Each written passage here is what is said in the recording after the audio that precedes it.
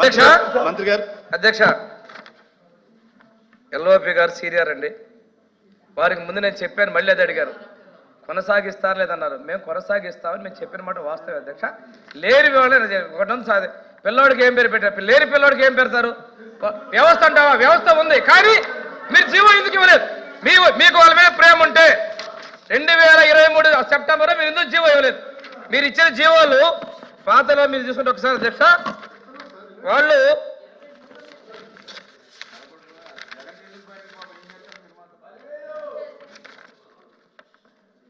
అధ్యక్ష వాళ్ళు 39/24 జీవో ఇచ్చారు.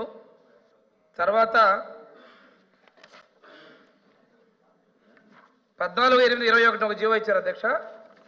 14/8/22 ఒక జీవో ఇచ్చారు అధ్యక్ష. 14/8/23 జీవో ఇచ్చారు అధ్యక్ష. ఆ జీవోల్లో సారీ అధ్యక్ష,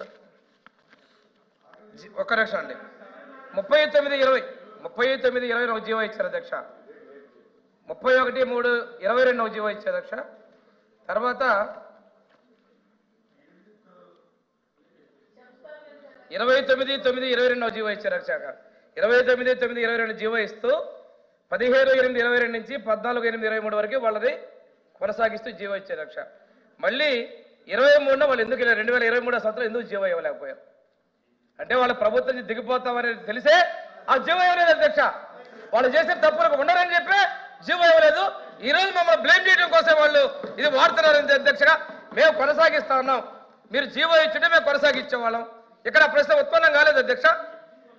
కొనసాగించే మేము జీతాలు పెంచుతా ఉన్నాం, లేని వాళ్ళకి ఎలా పెంచుతాం అధ్యక్ష?